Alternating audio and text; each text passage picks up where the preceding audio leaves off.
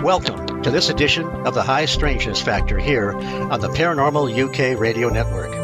I'm your host, Steve Ward. On the High Strangeness Factor, while we explore all aspects of the paranormal and the unexplained, we put a special emphasis on the parallels and underlying patterns that link areas of research that, on the surface, seem to have no apparent connection.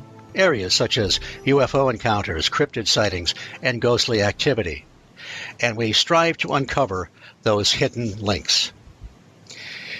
I want to introduce my co-host tonight, Andy Mercer. Andy, it's great to have you back on the show. Hello, yes, it's nice to be back again. It's a rare opportunity I get when I can actually appear on the show, so it's nice to be here to you again, to Steve. For me, it's the middle of the night. For you, it's sort of early evening. So it's interesting how the little time difference, and there's me sitting at 1 o'clock in the morning, but I'm fine and ready to go. So. Well, it's funny how we get so used to this technology now. It's just it's a breeze, you know. Mm-hmm. But still, we're displaced by 5 hours. And anyway, this might become a habit because you are my part-time co-host, but it looks like we're destined to be on a little more often. Well, that's the plan. I mean, other projects I've been working on are coming to fruition. They're coming to, well, basically, I've been writing a book, my fourth, on an occult topic. It's been the most involved I've worked on so far, and it's coming to a close, nearly finished. And it's been taking up so much of my free time. It really has been. There's a lot of research involved in it, which I think we can talk about another time. But it's because it's covering some new material, new areas. I've really had to dig deep to find the right material and the research, and it's kept me very, very busy. But it's finally coming to a finish, coming to a close at last. So it's freeing up a bit more time. Well, just very quickly, how long does it take to edit and put it all together and then get it to the publisher and actually get it in people's hands? Well, this one's been about 2 years we've been working on this. It's supposed to have been finished the end of last year, so it's a little bit on the delayed sides, but we're hoping to have it out before the end of this year. My publisher is being very good. He's not hassled me too much about how late it is, but he's got other projects obviously he's working on as well. He's quite a large publisher. But yeah, so he's, thankfully for me, he's not been on my back too much about it being rather delayed. But as I've said to him, because it's new material, I want to be absolutely certain that what I'm saying is correct, because obviously once it's out there, it's out there. If you make a mistake, you can't exactly recall all the copies. So it's the thing with writing, you have to be careful you really are sure of your facts. Well, I'm also co-writing a book, and fortunately, my co-author, Joey Medea, is a real author, and he knows what he's doing. So we've got a good publisher, and he's my mentor as well as my co-author. So it's all going to work out good, I think. Excellent. So, and hopefully that'll be out next year. Cool. But anyway, we've got a great guest tonight, Andy. We're going to have a lot of fun, and so let me introduce her. Sure. CeCe Stevens is a psychic medium and mystic healer. She's a Reiki worker. Is that Reiki or Reiki? CeCe? Reiki. Reiki. Okay. I'll get that right off the bat. Crystal healer, teacher, dowser, and rainmaker. CeCe has performed energy healing since the age of 5 and has continued in this work. She is a professional psychic medium.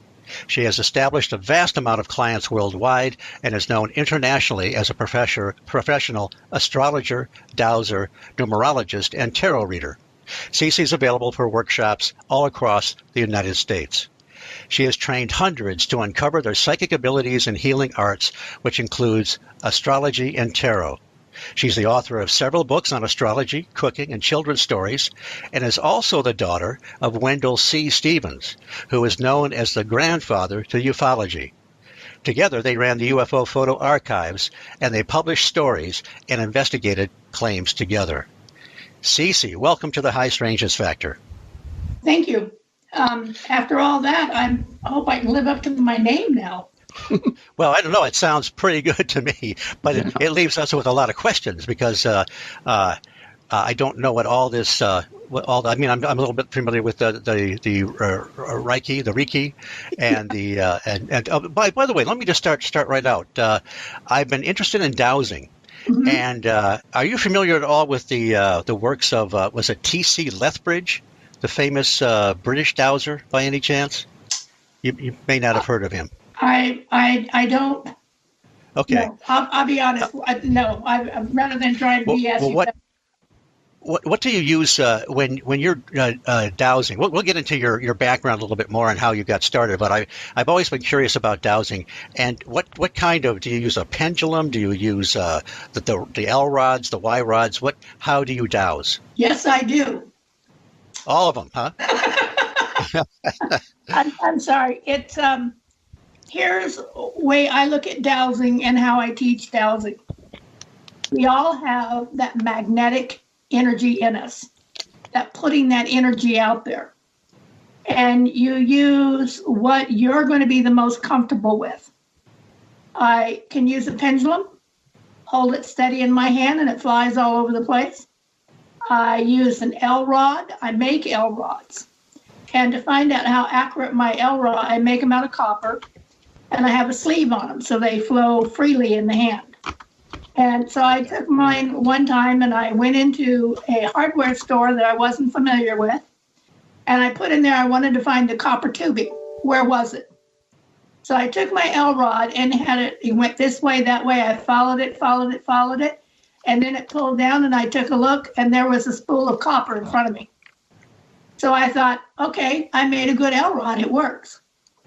I have made bobbers, where I again have taken the copper wiring and then the top I have made it to where it kind of like a lightning striking, the zigzag design with a little crystal on the end of it. And I've used that as a bobber so it's balancing and it pulls down into the energy of where something is. And I have, let's see, there's the pendulum, there's the bobber, there's the L rod that I've used. And then I've gone out and I have a walnut tree, and I had a young branch that was on it in a Y shape. And branch was about a year old, still nice and that gentleness to it. So I grabbed that one and I turned around and I let it dry, and then I grabbed both of the ends so it made that Y shape with the tail pointing out, and I used that one to hold it and see how that one worked. And that one pulled down to find the object. So then the wood works. So what that proved, and when in teaching a class and showing people, it's a matter of what is the energy within yourself that you're the most comfortable working with. Some can work with one thing better than another thing. Why is that? And it's because what they are the most comfortable with. I seem to be comfortable with most things. I have learned to tap into that. It's Reiki. Ray meaning a ray of energy, and Ki is the energy force within us, the Okay. QI. So it's Reiki. So I can get myself correct on that one. Okay. I was thought about that after we said it, and I was like, yeah, I'm tripping up on words again.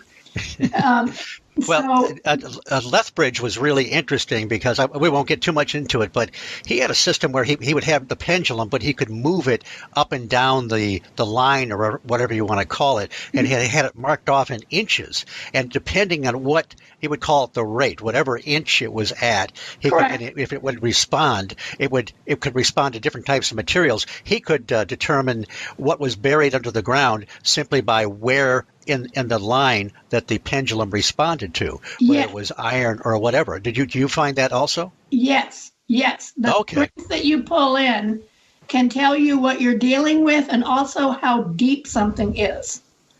So if you're getting a tight orb, you're going deeper, but if you're getting a wider orb on that, it's shallower. I have used a pendulum on a map to locate someone. And I like to play games. You go hide and let me find you. And that's what I do with the class. Somebody go hide and let's get a map of an area and try and find you by dowsing you out. And sit down with the map and you run your hand over it till you find that energy point that you can feel. And then you bring your pendulum in to see if it douses in on that. If you get a strong hit, then where does it go? If you go around the map, is it weaker and then it's stronger in this point? So you focus in on that and then bring it into a tighter point to where there it is right there. I've pinpointed it. And then you go to that place and see if you have that. That's in there, and trying to locate the person or trying to locate an object that might be buried. For those, we did bobbers and we did the L rods with those that seemed to work best with the things that were buried. Well, with that way, that's good because that way you can get at feedback and it's not theoretical. You get a real feedback to something that has you've been trying to find, and it's not just not something nebulous. The other thing Lethbridge found that the pendulum would also respond to concepts. I can't remember exactly what it was, but like 1 inch was life. If you were to think of life, it would respond at 1 inch, and that death was 40 inches. So it would also respond to concepts as well as physical things. Have you found that to be true with the pendulum? Yes. Okay. And okay. I'm thinking about what it is that you're talking about. And yes, I know of this theory that he's speaking of, that you're talking about. Right. I know of the writer and of his works, although I have not read his works. I know what you're talking about in being able to measure something out in its strength factor. You can do illnesses that way. Okay. When you're looking at the concepts and looking at the body, and you douse a person's body and this area is weaker and this one is stronger, and what they're rolling with on that.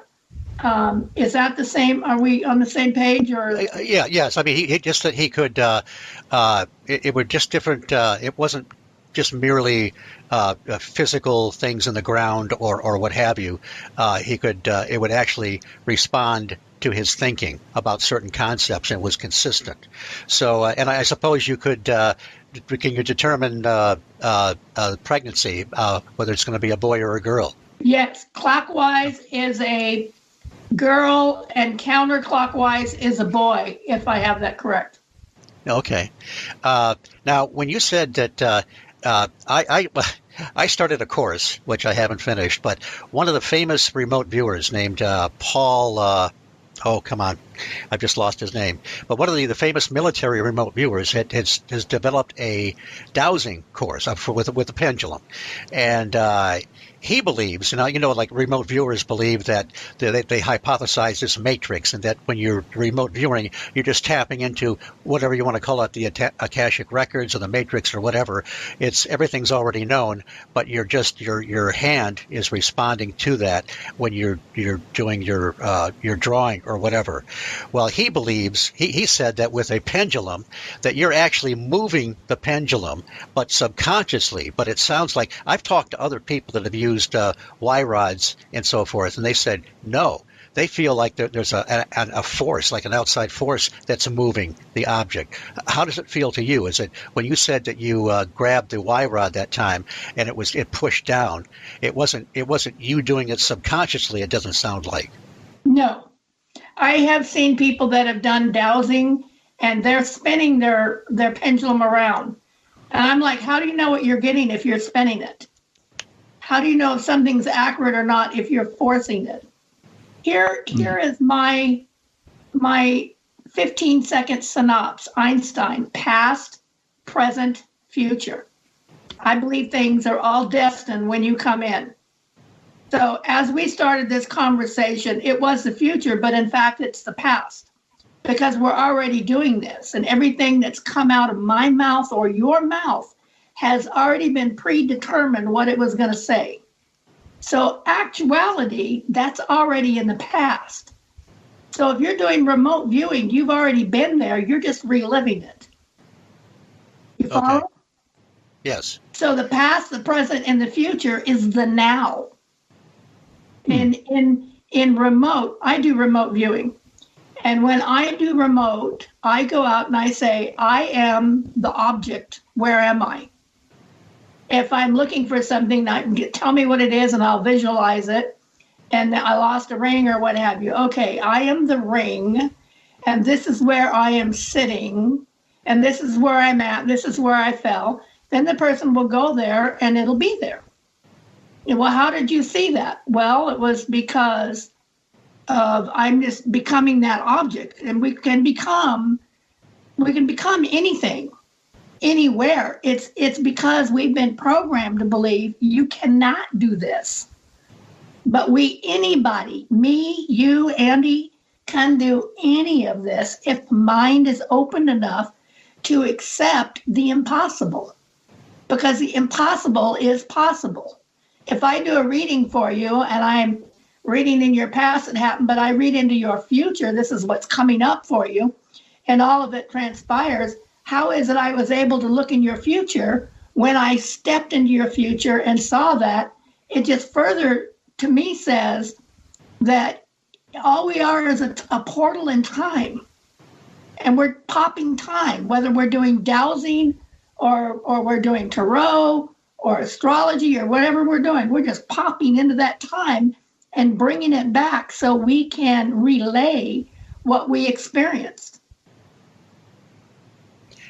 What other question on dowsing? I've been told, and some friends of mine and I, we were out in the infamous, not too long ago, the infamous TNT area north of Point Pleasant, West Virginia, where the Mothman was supposed to have been seen.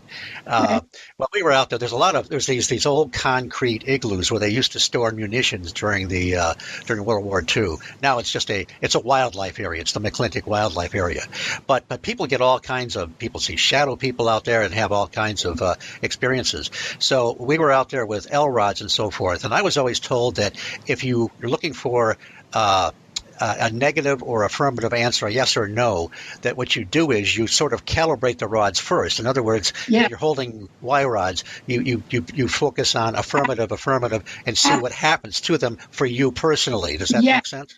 Yes. I always tell people that if you're going to use your rods, tell your rods what you're going to use them for, or anything you're using.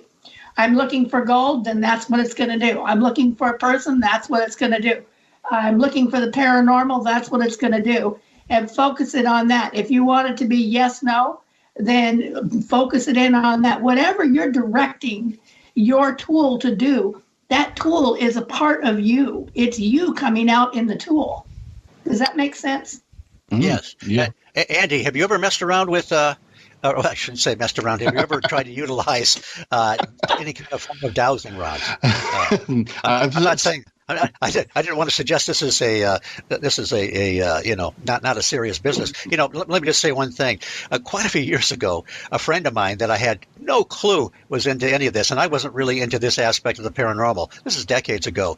He took a coat hanger and made a couple L rods out of them and found water on his property. And it was just, I know that's not unusual, but for me at the time to see this guy do this just blew me away. Totally normal. He's putting his energy into the rod. You can do it with anything, whether it's plastic, metal, a coat hanger, a wood, whatever you want. It can be utilized on that. And it's your energy. It's not. Some people seem to suggest that it's they're being taken over by an entity somehow. No, but it's purely you, right? I think so.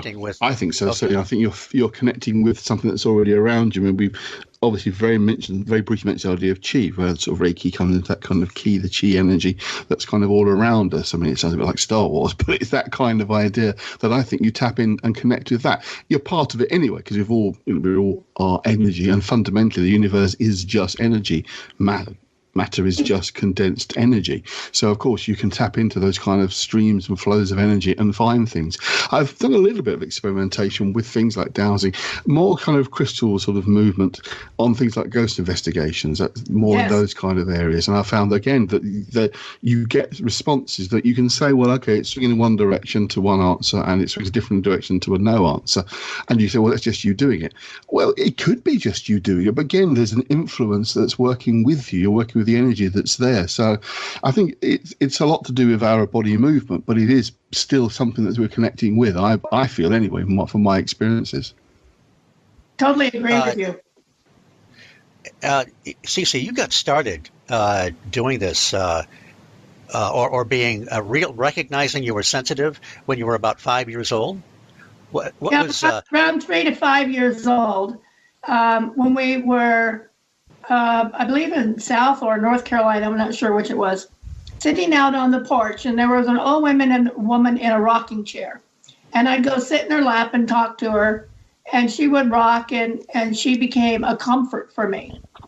And then my mom came out one day upset with me about talking to myself and realizing that I was sitting in the lap of a ghost, and that spirit became my protector. And she said, I heard, call her grandma, call me granny.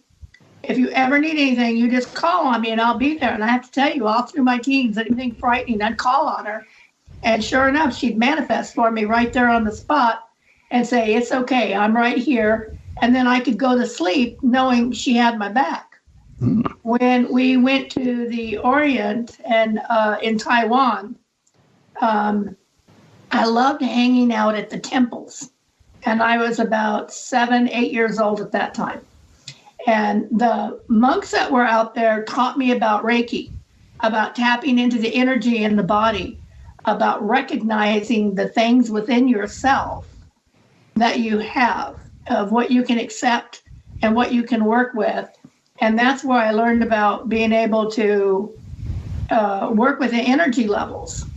Until I was in my teens, with all of the different things that were working out with me, until I was in my late teens, people avoided me anyway. They were freaked out by me. And they were freaked out because for me, it was normal. To them, it was freaky. And you're talking to me, and unless I looked at your lips and watched you, and a lot of people thought maybe I had a hearing problem because I would read lips, I didn't know if you were thinking it or saying it. Oh, my God. And many times I would respond to something you were thinking and not what you were saying. Now I understand why they were a little bit suspicious of you. Right, because it was like, okay, what the hell's going on here? And so it took me till my teens, and I had a reading by Richard Ireland, who was a prominent psychic at the time. And he came in, he gave me this reading, and he was like point on about everything. And I'm looking at him, and I'm like, okay, right, where are you getting all of this from? Who's ratting me out? That was my first experience with an actual psychic and not someone calling me crazy. And he said, you are stronger and better than most people. You just don't know it yet.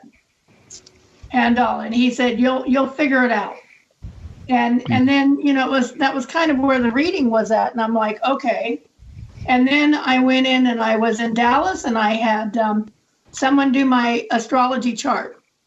And I looked at him, and I'm like, where did you get all that information about me? Well, I got it from an ephemeris.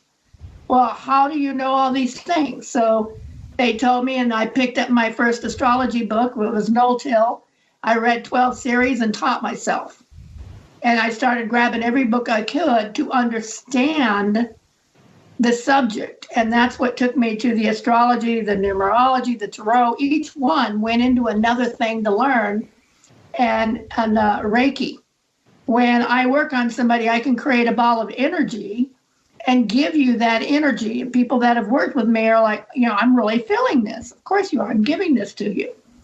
And so that's what true Reiki is my tapping to your tapping is what we do on that. So anyway, to synopsis up, it was like, what is a word that you do? And I found the words, it was tele and clara. If there was a clara or a tele associated, telepathic, telekinetic, clairvoyant, clairaudient, whatever it was, these were the things that described me. And that's what helped me better understand who I was in my teens. And then I understood why people were freaked out by me. Because they weren't all like that, but they were like that, but they hadn't accepted it within themselves.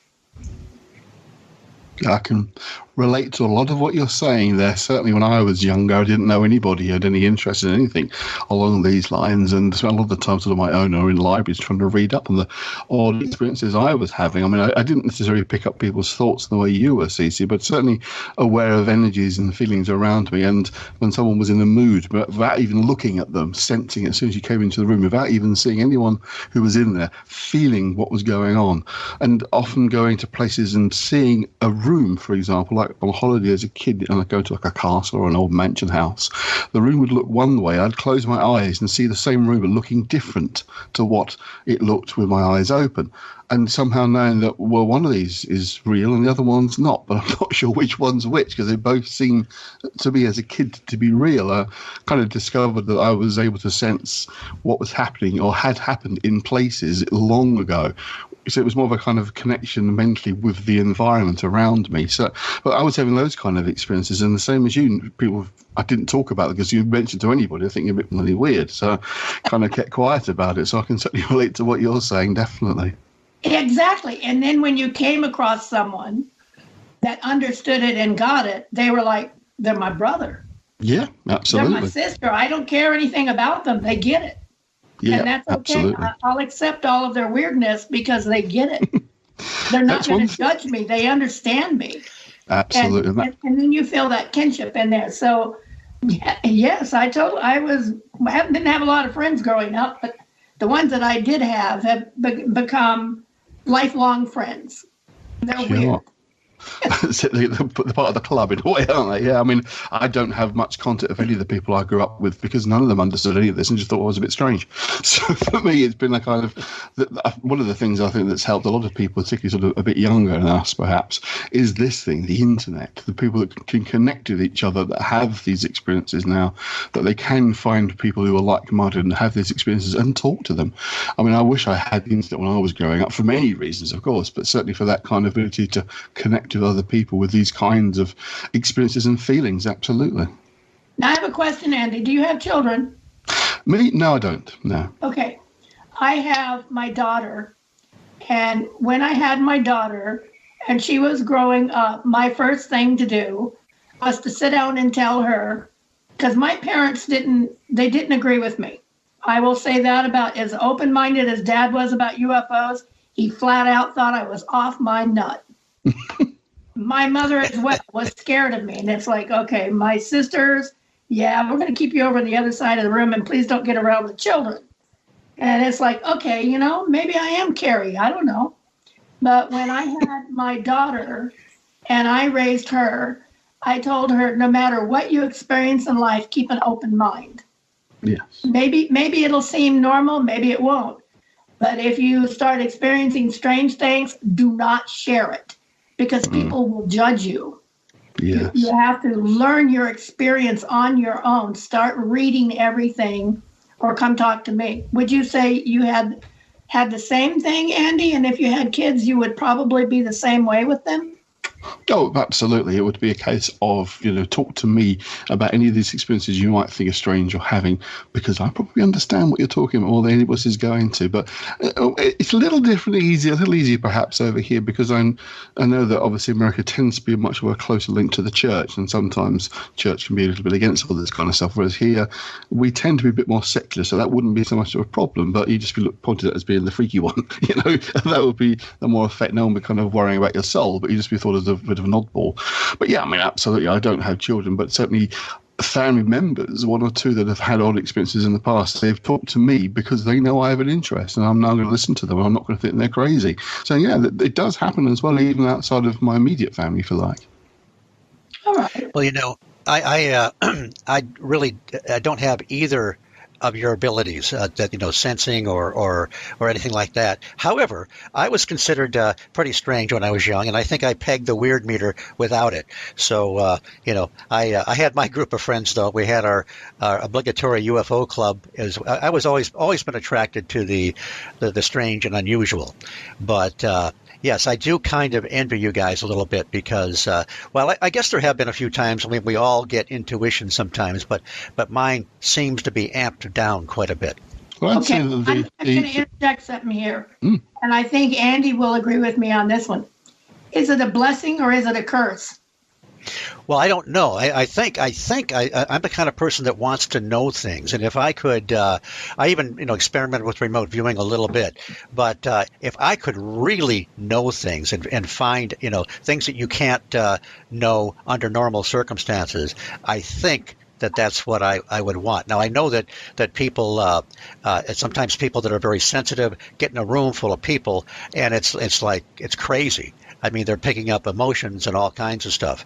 My wife's like that a little bit. She's a bit sensitive, and she has picked up some really negative stuff off people. So I know that there is the negative side if you can't deal with it. Yeah, I don't do real well in a big crowded room.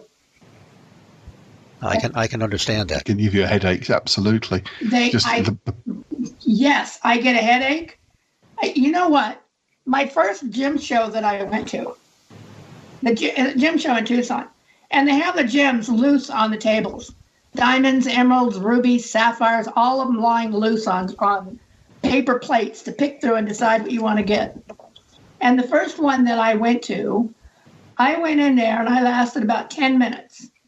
And I came out and I went with Max Washburn. And Max comes out, looks at me, says, "Are you okay?" And I'm like, "Yeah, I don't think so."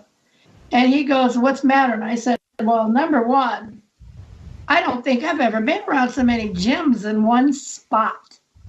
And two, I've determined something. In my past life, I was either a raven or a pirate. Because I'm really having a problem with the booty call in there."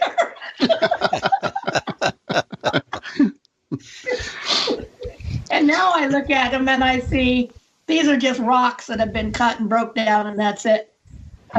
But you know what? When the gem show would come in town, looking at gems, the weather patterns would change. We'd get really turbulent winds that would come in. The energies would be completely amped out. And if you went into an area with a lot of crystals, people were all just like really wound tight. And it was hard to be around. Okay, let's remember the old days, the old TV shows where they'd say, "We now pause for station identification." Well, I'm going to do something like that right now. And I want to remind everybody that you're listening to the High Strangeness Factor here on the Paranormal UK Radio Network. I am Steve Ward, and I'm with my humble co-host, Andy Mercer. And we are having a fascinating conversation today with CeCe Stevens, who's a professional astrologer and psychic medium. And CeCe, what I want to do is I want to segue just a little bit. I want to get back to the psychic and especially a certain crystal skull named Bob. But first, I have to ask you about your famous father, Wendell C. Stevens, who anybody that's been involved in the UFO field knows about. He published all kinds of books. And these were privately published, right? Yes, they were. My father and I were the UFO photo archives, and we did all of his investigations and then turned them into books. And he got together with those that had the experience and co-wrote the books with them, took theirs, and then published it out from that point. He had 63 books that he wrote. He was considered the grandfather to ufology. He started out with when he was in the Air Force, and he was assigned into doing study of the unexplained phenomena that was going on, and he collecting data with that. And he collected all of that, and then he wasn't allowed to do anything with it. When he retired, he had maintained all of that and then continued on. We put on the first UFO conference, I believe it was 1985, was the World Mysteries Conference, or not the World Mysteries, I'm sorry, the UFO Congress that we put together. Go ahead. Where was that located? That was located in Tucson. Okay. And we brought the speakers, experiencers, abductees, everyone from around the world came in for that experience. We had people from Russia. We had Valerie Popovich was there. Not Valerie. Oh my gosh, where am I going? Valerie Urov and Marina Popovich The cosmonaut was there for that. Jim Yaoi from Japan with Nippon TV was there.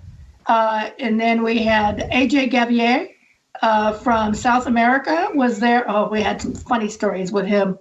But we brought him in from all around the world, and that's what started all of the UFO conferences that you're seeing now, was Wendell getting all of that off the ground and then them picking it up from there. And from there, it went on out. He was involved in MUFON, and he was involved in APRO. Of course, MUFON is still active today. I'm involved with MUFON, the Michigan branch, the Mutual UFO Network, and APRO was one of the old classics, the Aerial Phenomena Research Organization. Jim and Coral Lorenzen, who were correct. They were really groundbreakers because they were the first ones to pay attention to some of the landings where the entities were seen. Right.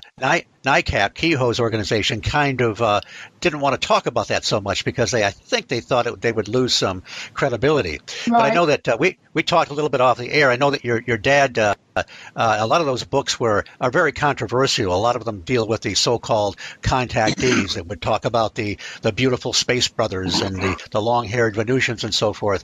I know that he had his own opinions about what was legitimate and what wasn't. But I think, didn't he kind of consider himself a reporter and a journalist to some degree, and didn't necessarily it was kind of like let the reader decide whether or not this is credible. Yes. I went on a number of investigations with that, and when we went into them, it was a matter of this is what I'm sorry, I'm getting ready there. Seeing for the fact finding and finding what the facts were in the story, and then reporting from that point of bringing it together of what was found versus what the story related to it was, photos that we were able to acquire, researching and investigating and interviewing people and everything around with it, and then bringing all of that around into a book format. I have several. Of course, those books aren't available anymore. So if you can get a physical copy, you have to go to third-party sellers. So I was always watching for a Wendell C. Stevens book where the price would come down a little bit. And I do have some of those UFO photographs in color book. I mean, the physical book. But I also let's just right now let people know that you do have the PDFs available, right, for people that they want to purchase them. Right. I have the PDF. How many books again? And what I have on my website is you can get the lectures that I have of his on video, like I showed you through the net. Right. That they can download it out from there, as well as all 63 of his books, and all of that normally goes for $150, but through your show, they can have it for $75. Well, let me tell you. Mention your show, and that will get them all of that. And they can Google you, CeCe Stevens, and find your website with no problem. And you're also on Facebook as well. I'm on Facebook, and the site is UFOphotoarchives.com. Is where they'll find all of the books that are in there, and there is a one price on there. So if they will just tag me an email, heard you on the paranormal, then I will go ahead and honor that up and turn around and just link them the correct amount for the 75. Well, that's great. I appreciate that. Now, I've had your I've had her PDFs for a while, and over 50 books, and obviously I haven't read them all yet, but I just went through. CeCe and I were talking off air a little bit about a contactee, I guess you'd call him, and a channeler. Richard Miller was one of the classics of all time. And I noticed, CeCe, there's a book called UFO Contact Star Wards, WARDS 3, Richard Miller Contacts.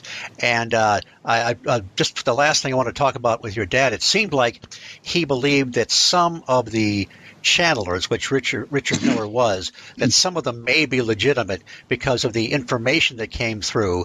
It seemed to be something that they couldn't know, just make up by themselves. Right.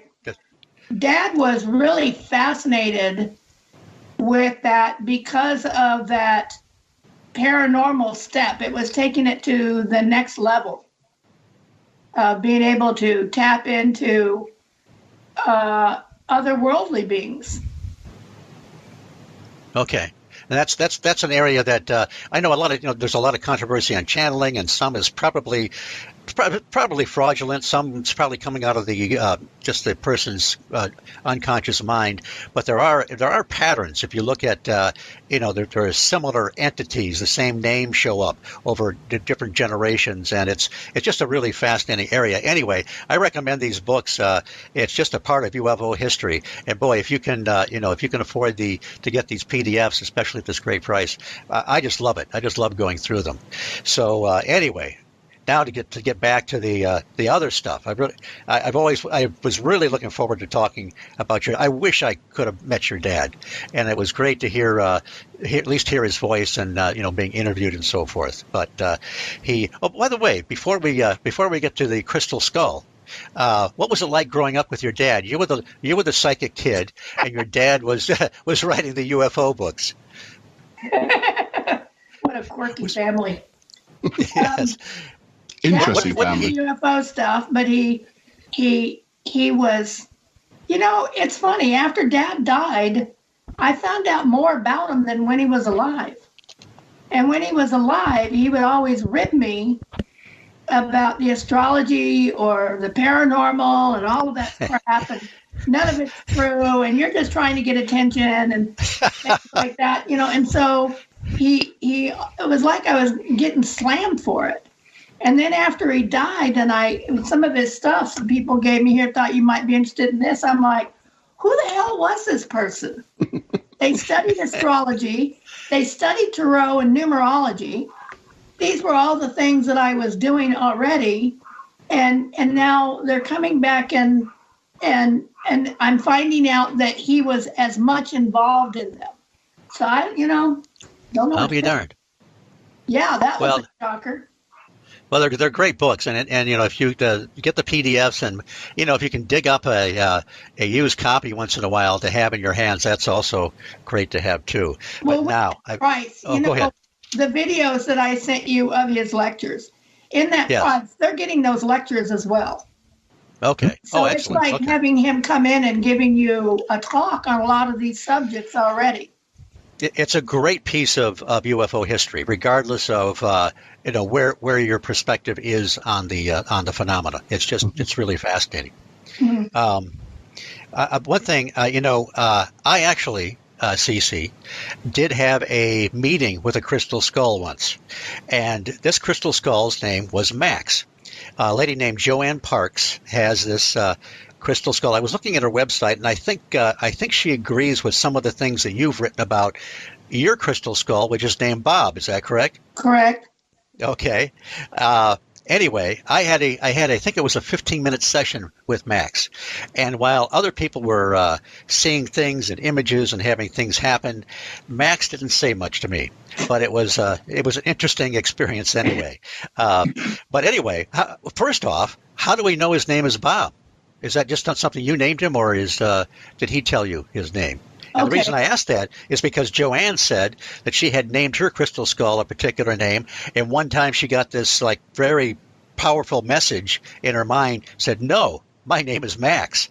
And that's got to be really strange to have a crystal skull talk to you. Here's how I came to. I've met Max. Okay. My journey to the skulls began with the Mitchell Hedges crystal skull. Yeah. And I was trying to get together with Anna and the skull and to synopsis the story. The first opportunity did not work. The second opportunity did not work. The third opportunity was Dad was going to Australia, and I saw that the Mitchell Hedges skull was going to be there at the same time he was at the conference over there. And I'm like, oh, buggers. You're going to see what I keep missing. So then I went and took a look at where are they going to be, what's their schedule, and what have you. Well, it turned out that the Mitchell Hedges skull was going to be in Tucson a week later. And I'm like, all right, it was $100 to go sit and be a part of the presentation. Okay, I'll pay it. So I went in there and my daughter's all worried about it. So, because of the stories and things like that. And I keep trying to tell her, it's just a crystal. Crystals don't do that. You have good and bad energy and everything. It's nothing to worry about. And so I went up there and I experienced his skull. And it, like you with Max, it wasn't thunderclapping going on. And I was like, okay. So then I left. However, not long after that was a gym show in Tucson. I went to the show. My sister went with me. When we got on the shuttle bus to go around to the different shows they have there, they have a free shuttle. And every time we want to get out here, and I was like, no. And I was quite upset with everybody. And I couldn't quite understand it. Andy, you would understand. I'm being called. And I didn't know I was being called. And so we go to this spot, this spot, this spot. And then finally I went this one, and it was the Ramada Inn. I jumped out of the van and I went hauling down the hotels there when they have the gym show. They're in every room of the hotel all throughout Tucson. So I jumped down and I go down this hallway and I'm running all the way down to the inn. And I get to this last room and I look up and it's room number 7. And I'm like, okay, well, 7 happens to be my lucky number and what my name adds to. And I went to open the door and I felt something electric about that door. It was like your life is about to change kind of a moment. And I was shaking and I opened the door, and when I opened it, it was wall to wall crystal skulls. And I was just like, holy moly. And I zeroed in on one, a smaller one, and I picked them up. And when I picked them up, I immediately became calm. I became focused and centered, and I was okay. And I looked around, and in another area of the room, there was a skull that lights just blew off of it. And I was like, wow. And I went over and I picked him up. And when I picked him up, I clearly heard the name Bob. And I'm like, okay, that's a little weird. Bob, who's Bob? I'm Bob. Okay. Now, you know what? This is getting even a little trippy for me. And so then I went over and I said, okay, how much for this skull? And he told me, and I'm like, no, I don't pay that much for a crystal rock. That's not going to happen. So I set it down. And then as soon as I set it down, it was like Bilbo Baggins in the ring. My precious, my precious. Oh, man. I put there's an analogy. And I completely tripped out. Somebody walked in and I picked him back up. My precious. I picked him up. No, this is mine. And so I told the guy, okay, the hell with it. And I pulled out my plastic. Here, I'll buy it. He goes, I'm sorry, I don't do plastic. I only do cash. Oh. Like, who carries that kind of money around? He says, well, if you want to buy this skull, you. And I'm like, where do I need to go? There's an ATM. And I'm like, okay.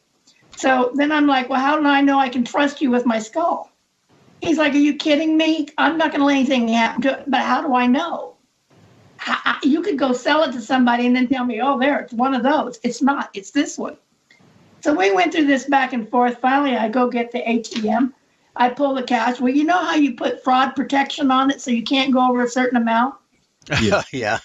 I tried doing that, and I went over it, and then it came back and screamed fraud. Oh, blimey. So I'm like, oh, God, I can't get my money. So I called the number, and the guy on the other end says, Miss Stevens, you're the one that put the fraud protection on there. If you want the money, I'll give it to you. I'm like, well, I want the money, but and I tried to explain to him why I needed to buy it. Oh boy, that probably wasn't a good idea. And the more I tried to explain, the worse it got. And he's like, I don't care what you want to use it for. How much do you need? So I told him how much I needed, and he says, all right. I went back and I gave the guy the money, and I wrapped Bob, and I hauled out of there. And I've got the little one, and I've got the big one with me, and my sister's with me, and we're getting in the car, and she says, can I see him? I said, sure. So I handed her over, and she held him, and she says, I think Bob needs to stay with me. I think he belongs to me. Hand to God, her hands got burned right on the spot. Oh, my God. There's a lesson her hands got burned. She almost dropped them. And I grabbed her, and I'm like, what are you doing? She said, my hands. And I saw her hands. They were red. He burned me. I said, that's a damn greed in you.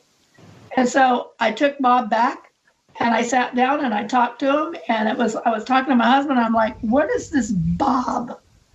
I don't understand that. He goes, that's pretty easy to figure out. And I'm like, well, great, enlighten me. He says, it's an anagram, B-O-B, brings out the best. I'm like, okay, I see it now, brings out the best. Yes, he does. Well, that's interesting. Part of your story is very similar to Joanne's about how the mental impression came, telling you and Joanne what the name was. Right. How long have you had Bob? I saw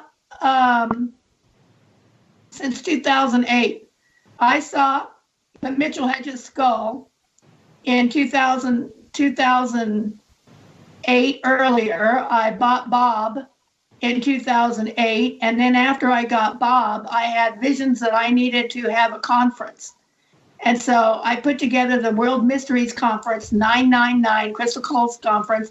And I brought in, like we did with Dad and the UFOs, I brought in speakers from around the world, and everybody brought their crystals. And we had wall-to-wall conference room filled in over $5 million in crystals. And we created a vortex. We had the crystal bowls. We had the crystal skulls. We had all of that. And we brought it in, and I brought in the Mayan priests to do activations. It was the most amazing experience I have ever gone through. And now we're redoing that with this conference that I've got coming up, the Crystal Skull Unification Conference that's going to be held up in Illinois area at what is called the Golden Pyramid. And will people be able to find that on your website then? Yes. Okay. They can go in there and they can go to my page. You can either come to my Facebook, CeCe Stevens page, or you can go to Crystal Skull Unification Facebook page. Is on there now. I've created a group. I'll tag you onto it. And that explains everything about it. And so that's what kind of brings us all around full circle, is we are bringing all of the skulls together, including Max and the Mitchell Hedges Crystal Skull is going to be there. And we're trying to be able to, where there is all of this hatred going on this planet, to bring some healing in, bring positive energy and healing. Well, that can't be bad. That sounds good. What do you think Bob's origins are? Do you have any idea how old it might be or where it came from? I do. Okay, first, what represents an ancient skull? We'll do that first. And when you look at a crystal, how many years does it take to make a crystal? 10,000 years to get one that big. Just, CeCe, just to let you know, we're starting to run short on time, and I do want to give you a few minutes at the end to, promote some stuff. So, but maybe we'll get a Reader's Digest version. We'll have you back again and get more later. Okay. But just to let you know, we're getting a little short on time. Okay, I apologize. He was made. No, don't apologize. This hour has gone by so quickly. But go ahead. Flown by. He was created in probably 2007. Was made by a gentleman named Carlos, who is also a Mayan healer. So he was an artist and a healer, is who Bob was made by. So he was a person with, he was spiritual, he had good intentions. Yes. And that's what Bob came out of that. Yes. I mean, that's like the Mitchell Hedges skull. It's probably no more than Victorian aged and probably made as a present for their daughter. But yet, as CeCe said, the crystal itself is ancient, absolutely ancient. So that's the thing. It doesn't matter if it was made 5, 10, 20, 100 years ago. It's the crystal itself has got the energy, and that's shaping into that form gives it a focus of the energy. Absolutely. Because when I've talked about the Mitchell Hedges skull with people before, and it gets quite controversial, and say, well, no, it's not ancient Mayan. It's made in the Victorian era. There's microscopic scratches that are only made by Victorian drills on it, so you can guarantee it's made. Oh no, it's ancient. And I say it doesn't matter. It has the energy regardless of when it was made. The energy is present within it, so that's the important thing. Exactly, 100%. And what what can you do with Bob? I mean, does he? You said when you first touched him, you were at peace. It's like it was something very tangible happened that Bob put you at grants wishes. ease. Bob grants wishes, one after another. He grants wishes. And you do not have to have them in your hands. The video that I sent you on Skype, Okay. you can sit there and listen to that and talk to Bob and ask him for something, and he will resolve it. Do you have a photo of Bob? Take a look at that photo of Bob and ask, and he will bring it to you. You do not actually physically, and when people ask me for time with Bob, I do not charge them. Bob doesn't like being charged. He's like, I'm here to give a gift.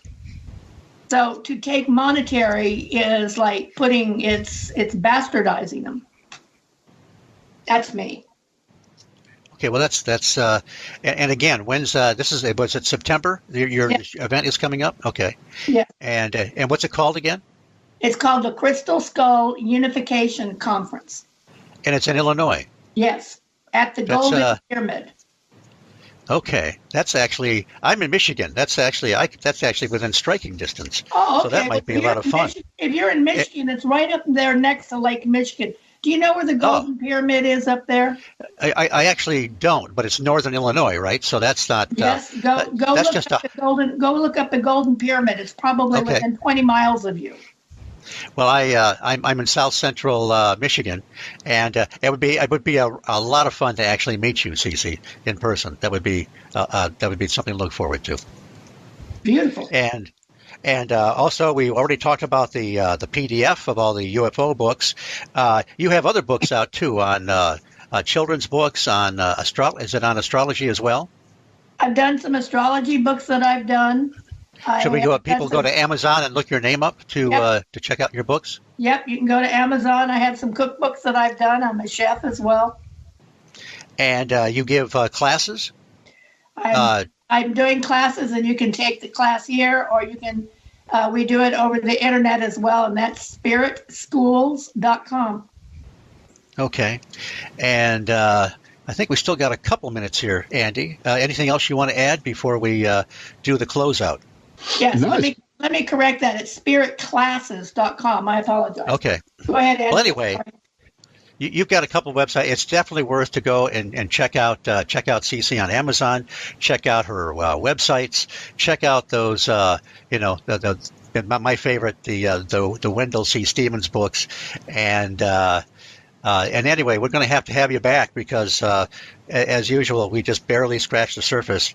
And I really think this is the fastest hour that I've done in my short history on as a radio host. But it has gone very quickly, and I really thank you for being here, CeCe. It was a great hour. Thank you very much. And Andy, I'm looking forward to meeting you when you come across the pond here. Well, actually, I'm coming over in October. I'm speaking at a conference myself, but it's in New York, so a little way off, I'm afraid. See, that was correct. Yeah. I look forward to meeting you then. Well, I must admit, I am quite a regular traveller over to the States now. I've been quite a few times to New York. I was in Seattle last year, so I do try to get over to America when I can, because I really do like visiting there. But you guys, come over here. Come to the UK. Come bring your skull to the UK. There's plenty of shows you can go along to with the skull, definitely. Now that would be fun. But, ladies and gentlemen, the clock on the wall says I have to do my closeout. So, again, I want to thank my fantastic guest, CeCe Stevens, for being here and for giving us such a great hour on the High Strangeness Factor.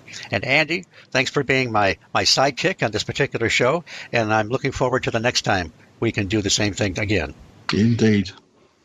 I also want to thank Irene Ellen Block and Mark Johnson, and they are our fearless leaders here on the Paranormal UK Radio Network. And okay, I got my notes all mixed up here. But yes, this is where I thank Andy again, because Andy is also my stellar producer for the show. This show doesn't just happen by itself. Once I stop talking, Andy takes the rest of it and makes it all work. I want to thank Brian Zeller, who does the original music for the show. I can also be heard as a correspondent on Mac Maloney's Military X-Files every week, which can also be heard on this network. And this show is copyrighted by the Paranormal UK Radio Network. And I am Steve Ward, your humble host here, a displaced Yank here on the High Strangeness Factor. Thanks for listening. I will see you all again in a fortnight. Take care.